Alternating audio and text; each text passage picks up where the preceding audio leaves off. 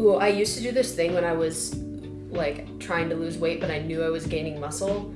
It's a little woo, but that's okay here. This is a safe space for woo. Because I will get like a wet dream at night, and it's immediately followed by the most painful cramps. And I really feel like marijuana opens you up to those concepts easily. Perfect. Nailed it. All right. Welcome back. Aren't you a little old to be going to prom with them high school boys? Oh, I have a really funny story actually, which I think people will appreciate. So we're all sitting in Ava's room yesterday. Me, Katie, Kelly, Ava. And she was like getting ready, and I was like, be careful tonight, like, you know, don't drink and drive, whatever. And she's like, I don't drink. Katie's like, yeah, she doesn't drink, but... And like gave her a look. And she was referring to smoking weed, and Katie goes, she was like, yeah, one day she comes up to me and she was like talking kind of weird, and Katie goes, are you stoned? And she goes, Ava responds with, no, I mean, if I were, would you care? And Katie was like, whatever. So it's been a long time since we filmed a podcast stoned. I can't remember. We've been doing morning like coffee pod for a while. Yeah, it's way better. It is way better. I hope you guys it's way more coherent. Like we're not like, oh fuck, I lost my train of thought. we made it over 2,700 subscribers today. We've been in the 2,600s for a long time. So like and subscribe. Thank you for doing that. Thank you. We appreciate it. Yeah. Okay. What was I going to start with, as I say? I think we were going to start with, like, you were talking about the unrealistic things that people put on social media. Right. The first... Summer bodies. When you... Since you guys have new clients or whatever, when you first get into trying to fix your body when you haven't been present with it for a long time... That first year is very crushing because you're doing so much work, you're changing your diet, you're showing up at the gym, you're doing all of the things, but the numbers on the scale are not moving, or they're going the wrong way. Yeah. There's so many things going on in that first year that it's like most people just give up. Yeah. They don't make it through it. And I think that that's why it's important to measure yourself too and not just weigh yourself, because your body is going to be changing, but the scale is going to be staying the same, because what you're gaining in muscle and losing in fat is just going to cancel out. Right. I feel that. And I feel like you can see, if you look at me on the podcast from the beginning until now, it's like my weight was going down, but my muscle was going up, and my body is changing. But for a while, it was just like, the weight was, which is why, I honestly hate weighing myself, and I hardly do it anymore, unless I'm, trying to make an effort to change something specifically, because it's just, it doesn't matter. Yeah. Mm-hmm. It really doesn't. Ooh, I used to do this thing when I was, trying to lose weight, but I knew I was gaining muscle. It's a little woo, but that's okay here. This is a safe space for woo. When I would go on my hot girl walks outside, I would be walking as fast as I could and thinking that my body, my dream body, all my muscle, all my the lean body that I wanted, I was like, that's the body that's walking right now. There's a little fat on top of it, but that's actively going away, and that's the body that's walking right now. And it felt kind of weird, but it's just but you can mentally feel your muscles moving as you walk when you do that. Yeah. And that's the other thing I was actually, did I make a post on this week, or did I just record it and not post it? I don't know. But I think something that we need to really try not to do is go into the what's wrong with me, maybe it's my hormones and this, because I definitely fell into that trap because of my PCOS diagnosis and endo, where I was well, now I'm just broken and nothing's gonna work. And it's if you're telling yourself that, you're doing a lot to your body without even knowing it, just with your mindset being so negative and thinking that it's like going to be inflamed and hold on to weight. It's You're almost like telling yourself that it is. Self-fulfilling prophecy. Yeah. Mm-hmm. And so it's kind of like an excuse a little bit too, like, well, I have this, so this is just the way it is. But could you imagine telling your friend that? Like, look, you just have to deal with it. That's just how your body... Like, could you imagine saying those things to your friend? It would be horrifying. But it's also, like, not the case. And I think in the wellness world especially, we get so fearful of, like, the chemicals and all of this and that. Mm-hmm. And it's like, you are actually truly doing yourself a disservice by stressing over all of that. Mm-hmm. Whereas if you just... All you have to do is... take care of yourself. Like, the way that you should. Nourish yourself, rest when you should rest, move your body. Like, if you're doing that, checking your blood work to make sure nothing's off, then, like, the rest will fall into place. Your body is excellent at healing itself. And, like, and that is literally the only thing that can heal you is yourself. Nothing else in the world can heal you, only yourself. Right. You just have to provide the optimum environment or the optimal environment for your body to be able to heal itself. That's really all you just can do. Just like a flower and like plants when they're growing. Like if you give it good nourishing soil, sunlight, rest, like it's going to show that. But it's gonna take time. And like you were saying before we started recording, those posts that are like how I snatched my waist in 30 days. Yeah. Like I was thinking, as I'm doing this consistency challenge on Instagram with my with my lesbian group chat, and weird sentence, but if you know, you know. And a lot of them have like fitness related goals, and I'm like, I really hope that they don't think that like, oh, something's gonna change and then I'll be done after the 30 days. It's like, no, you have to think of any type of challenge or intention to change yourself as like a runway to just like getting on better habits. So like the consistency challenge is actually just building the habits that are now going to exist in your life. You're changing your lifestyle and your identity, but doing it consistently for 30 days is going to make it easier to like continue doing it because now you're getting used to that 30-day thing. It really matters, and the reason is because it only takes 21 days to create a new habit of doing something. So if you say I'm going to do something for 30 days, and I actually have a little story about how this works so well. I used to smoke cigarettes years ago, and I remember like saying I was going to do a 30-day yoga challenge because I was really into yoga with Adrienne on YouTube at the time. And she did these 30-day challenges all the time. And I was like, I'm going to do one of these. And I did it. And it was during that 30-day challenge that I was like, I don't want to smoke cigarettes anymore. And I literally just stopped doing it. It was like this one 30-day challenge of like showing up for myself every day snowballed all these other things that started happening to make me a much healthier person. I started running. Like, it was just crazy how, like, picking one thing and doing it. Led to so many other choices that I made after that. Yeah, because then you're like, okay, I'm doing all of this good stuff for my body, and then I'm also doing this over here, and this now makes me feel shitty. And so it's much easier to be like, oh, that's kind of how drinking was for me. I'm like, it just isn't serving me anymore. Like, I wake up feeling worse, and I'm not even having, like, that much fun doing it, so why am I still doing this? Yeah. I think there's a really important sweet spot when you're trying to like make changes in your life and become more consistent too, where you have to know which things to pull back on. Because when you said drinking, it reminded me when I told my girlfriend like what I'm gonna be doing to like cut over the next 30 days.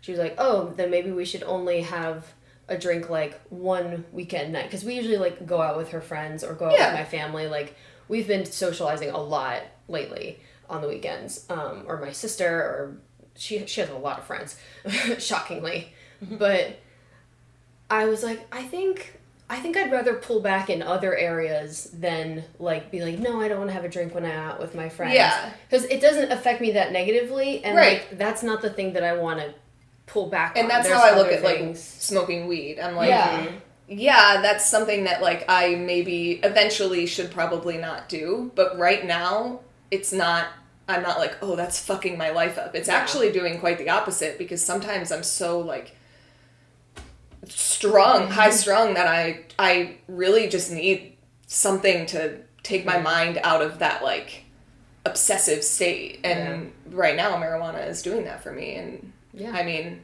sometimes things can serve you, sometimes they can't. And I saw a thing recently saying that like like whatever your addiction is, it's actually correlated to whatever your gift is. And some people actually have to have that addiction in order to unlock the gift. And like, not that you need it forever, but the two things go hand in hand. Yeah. And it was like, if you smoke pot, it's because something about you needs that in order to unlock the thing that you have to unlock. I fully believe that, yeah. And I'm like, well, of course, because like my whole thing is nourishment, nature, bringing nature back into life again. And I really feel like marijuana opens you up to those concepts easily. Yeah. I mean, think about with like microdosing with mushrooms. Right. They say, I actually was just reading on this the other day, because it's like, you can have a mushroom trip and it can either like enhance your life or really fuck your life up. And it's all about what you do after that like portal. Because I guess they say when you are on mushrooms, your brain kind of opens up like it did when you were a child. So if you plan accordingly when you're going to have a trip, then afterwards, like, do things that you know that you need to do to open your mind up and like help your self-limiting beliefs, then it will actually benefit you. But if you're like going into your old ways of like whatever it is, then it's actually gonna like send you that way. So I think that it can, like drugs, medicine, you know, the plant drugs, not narcotics. Not bad drugs. I think that they can be beneficial if you use them in the right way. Yeah. Organic Olivia, that girl that I think I told you about her podcast, she smoked a lot of weed and she has like a very successful company, and she did a whole podcast on basically how like she was smoking weed for a long time and it was serving her. And then one day she was like, okay, I think I'm like ready to move on from this. And so she moved on, and that was that. Like, it wasn't like, this is ruining my life. It was just like, okay, I've done what I needed to do with this, and now I'm ready to not. It's like self-compassionate change. Yeah. Like knowing what's good for you. Yeah, if you find yourself sitting around all day smoking pot and not doing anything with your life, then you have a problem. You know when it's serving you. Yeah. You know. Yeah, you know. Just like having a drink. When you are like going out with your friends, socializing, like it's enriching your life. Yeah. That's when you're like, okay, no, I don't need to take this out. This isn't hurting me. I'm not drinking every freaking weekend night and getting so wasted to where I can't wake up in the morning. Having a nice little cocktail at Brentwood with or my when friends. You're like, oh, I can't wait till Friday when I can have a drink. Like, and honestly, if you're like sweating that drink, then maybe like chill for a while. Like you know, everyone has that inner voice that like can tell. And I think about that when I make posts about how I don't really drink anymore, and then I'm like, sometimes I struggle with that because I don't really drink anymore, but then it's like, that doesn't mean that I won't allow myself to do it here and there. Right. You're not like, I'm sober, and that's my identity. And I feel like a lot of the Moderation. sober community is like, it's either you don't do it or you do it. And it's like, no. Yeah. And coming from someone who's like, had addiction problems. That always bothered me on medical intake forms when they're like, do you drink? And I'm like, well, sure, I allow myself to drink. I'm not sober. And they're like, how many drinks a week do you have? And I'm like 2 a month. Yeah, it depends on the You know what I mean? Yeah, like, if it's Christmas time. I don't have a drink a week. What are you talking about? How many in a week? Like, there's no nuance to that question. Like, some people can just, like, have 6 drinks a year and be fine. But some people can't. And that's where it's like, goes back to, you know what you need. Yeah. Listen to your body again. All right. How are we on the timer before I start this story? 5 minutes. 6 minutes. All right. I can make it quick. All right. So my what worked this week. It's spring, and I don't know about you guys, but in my house, the wintertime, all the plants and animals and people all come inside and we huddle in for the winter. And then in the spring, we all start creeping back outside again. Yeah. And I want to go through this big, like, cleaning phase because we're all outside again. Yeah. The cleaning purge phase. That's happening today.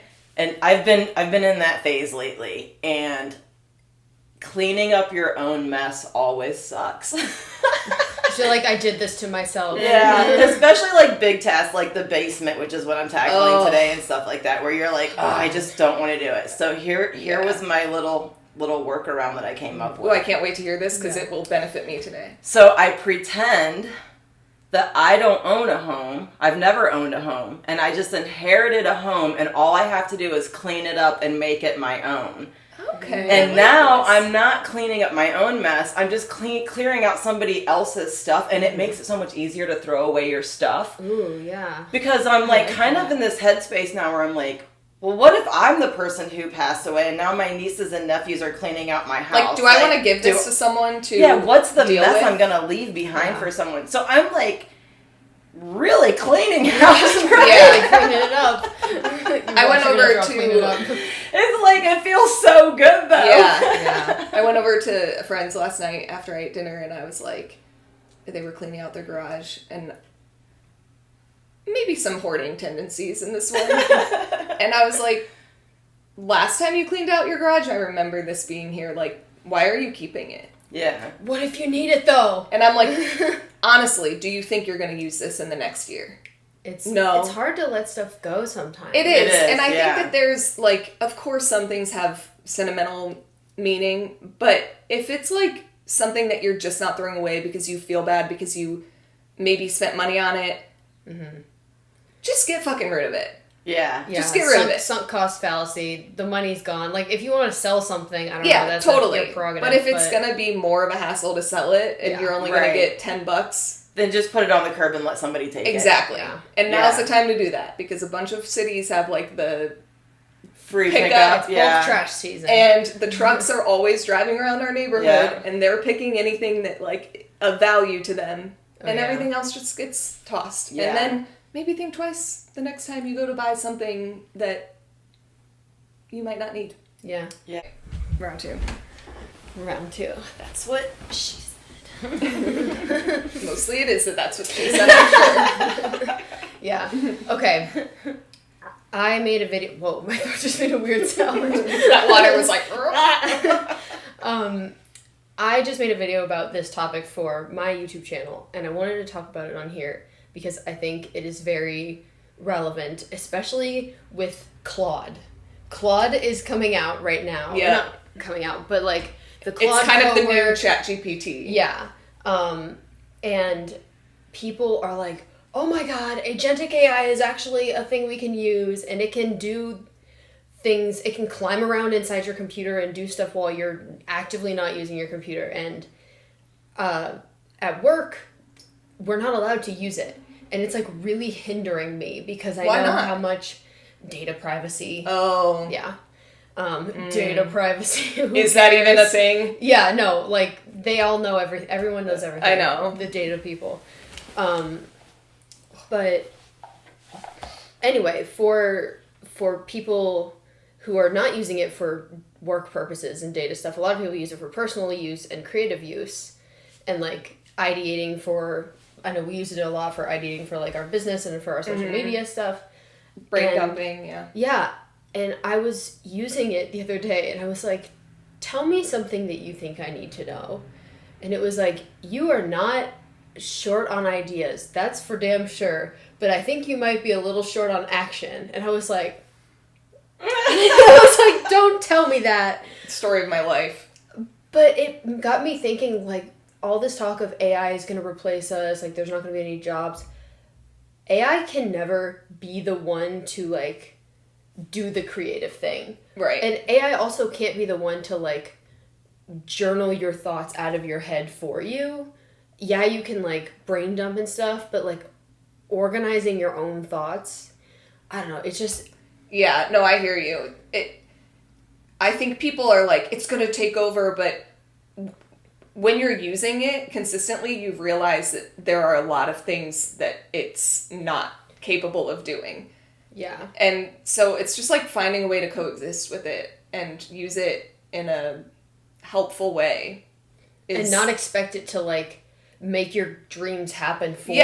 You're not gonna like get rich because you're using AI. Like it's not. You have to take the action. Also, you can tell when people are doing that. Yeah. And I'm sure this is everywhere, and I know I've seen it, and I really feel this. Your AI gets to know you so well that it is a bit like of a self-proclaimed prophecy, where it is telling you kind of what you want to hear, or like what it knows about you. It's trying to connect all the dots for you, but like it's only connecting the dots that you've given it in a way. So I notice that a lot, where I'm like, yeah, I'm gonna proceed with caution on some of the things that I get from it, because it's like me. It's not always necessarily giving me a new point of view. Yeah, it's kind of biased to me. Yeah. Based on that's why input, I told it. I was like, what do you think I need to know? Like, be honest. Yeah. Tell me, like, based on everything you know about me. And I did go back and I was like, well, I am taking action. I've done these things. And it was like, well, I can't see that because you haven't told me that. And I'm like, okay. Yeah. Fair. This is so weird. But I let me have such ask a relationship with you, Claude. Question. Because I know that I think that I have a lot of ideas, but then actually acting on them is definitely one of my flaws. And you probably feel that way in some ways. I think we all do. Like, you know, this is such a good idea, but then we have to act on it. I texted you last night and I was like, I'm crashing out. Yeah. But I even think that in that way, like, it's a bit of a self-proclaimed prophecy where it's like, it knows what you are, like, your self-limiting beliefs in a way. Because I'm sure you, without even knowing it, are expressing that to it. You know? Yeah. I've said things and it's been like, do you think that your work is not enough, or do you think that you're not enough? And I'm like, once again, you're like, how are you in my head? Yeah, get out. But Claude, I just wanted to bring that up because this podcast is becoming so much of a time capsule. Like, we're almost at episode 50. I think this is 48. Wow. Apologies for April, we missed an episode, but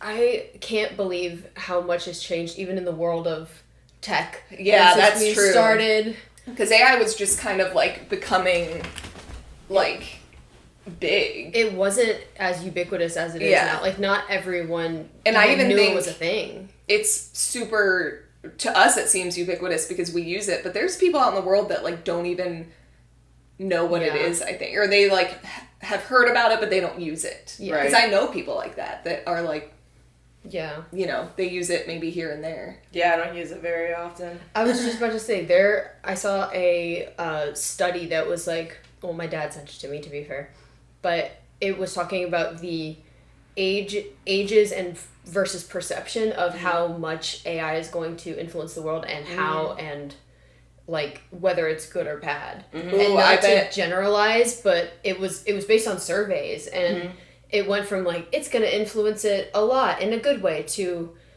from people in like their teens or 20s. Well, no, I'm sure the older ones are terrified of it. They're like, it's going to ruin everything. Yeah, or it's not going to do anything. It's just going to fade out like, or it was the middle ones. It was like the 30s. And it was like the millennials that were like, it's just like going to be like Bitcoin. It's just going to go away. And then the older people were like, Bitcoin I'm scared hasn't really gone away though. It just went underground. I truly think that we are just going to learn how to coexist with it, and it's going to help us in a lot of ways. The jobs are probably going to change. Like, it's going to take jobs, but new jobs are going to be created as a result of it. Right. Just like when the Industrial Revolution, like when that happened, things shift. Like, that's what's going to happen. This is going to be looked back on as, like, the very beginning of the AI era. It's going to be, like, mid 2020s, in the 20s, in the history books in the future, it's going to be like, in the 20s, AI came into the scene. And then we're all going to have, like, computers chips were the same, though. When computers came out, all the young people were like, this is going to revolutionize the future. This is going to be the new way things are done. And then all the older people were like, this will go away. No one's going to have a computer in their home. They're too expensive. And nobody knows how to use them anyway. Like, it was literally the same thing happening. The way I look at it is it's giving us the, like, freedom to do more of what we care about and we want to do. It's taking away those, like, little laborious tasks that no one wants to do but we all have to do. Like, it's so really I think it's going to allow people to be more creative and, like, more self-expressive because they'll have more time. And it'll become more mainstream. Like, when I was a young person, you couldn't get a job at, like, a fast food restaurant or anything if you had, like, a facial piercing or something like that. Like, it was a big deal. Yeah. But now, you can have tattoos on your face and work in there. Nobody cares. You know what I mean? You can have tattoos on your face and be, like, a billionaire. Yeah, it doesn't matter. So AI will be the same way, where it'll be, like, not allowed in the workplace until, like, it becomes part of the workplace.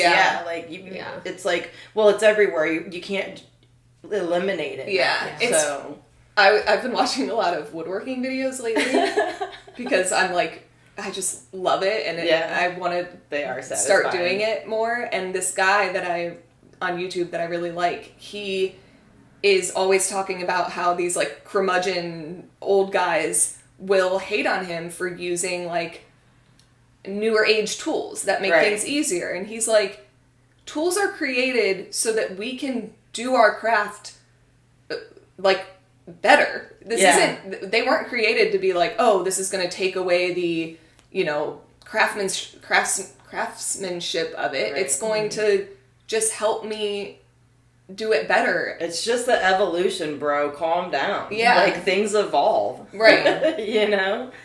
And there's still a place where you're like, oh, that was made with all, I don't know, like, older tools, and that's cool. And, like, people appreciate that, but sometimes people want to be able to make something more quickly. So, I think we should do cat cards before we get into our sexy last question. That's cool. Maybe Kat will tell me something about it. While you shuffle those, I wanted to say my mom brought over some things from my aunt who passed away over the summer last year. And she brought me not one, not two, not three, but 4 decks of her tarot cards. Oh, wow. And I'm like, now I need to learn to read tarot. Because I remember, like, one of the bags, I was like, ooh, this was the one that she used for my tarot readings. Like, I recognized the bag it was in. Oh, that's so fun.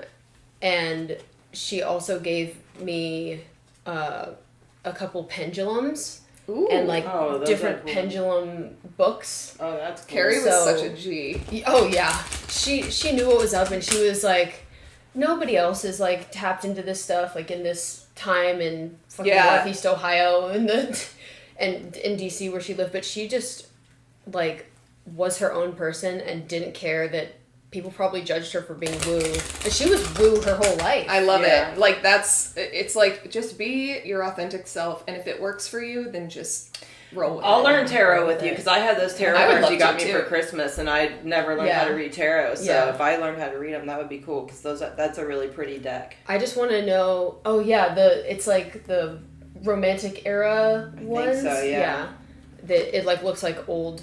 I'm a big, like... This card clearly wants to be taken. On Instagram, I'm a big, like, tarot...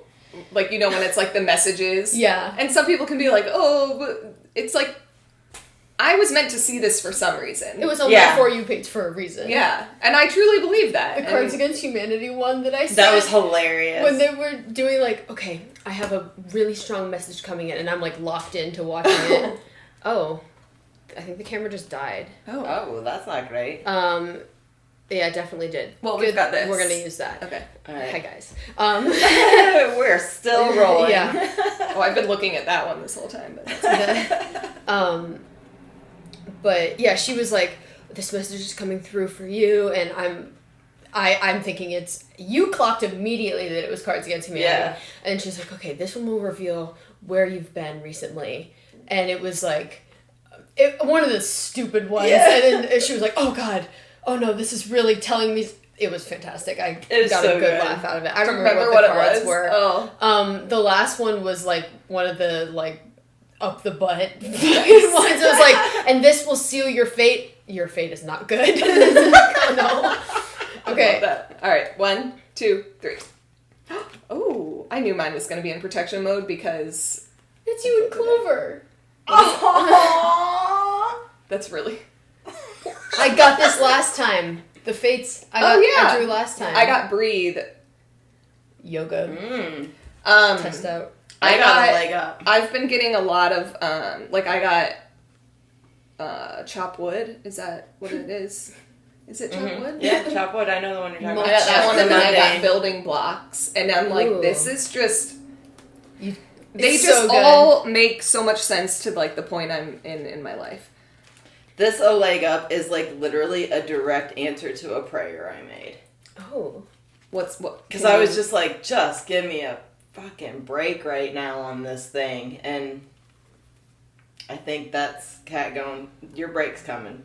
It's coming. I need to read the fates because last time I was like, I know that it's good. I know that I'm feeling aligned with it, but now clearly she's like, read the thing. Read it, yeah. I take this as, which makes sense that I got chop wood and building blocks because it's very much like, okay, you've done the work, like now you just need to like just do what you gotta do and trust that, because this is patience, waiting, going slowly, wellness, meditation, trust, which is like just trust, and that's honestly how I feel. Yeah. All right. Your fates. Okay. While you're reading that, do you want me to? I have a question for the audience. Okay. Our audience of men. Oh yeah, that's true. Dead eye contact. Yeah, they don't even. Well, the men, you can ask your lovers if this happens. Yeah. Lovers. So, I've been working on getting my cycle regulated, and when I know it's coming, because I will get like a wet dream at night, and it's immediately followed by the most painful cramps I've ever had. So it's always like, oh, fuck yeah, like, we did this, and then it's like, fuck you.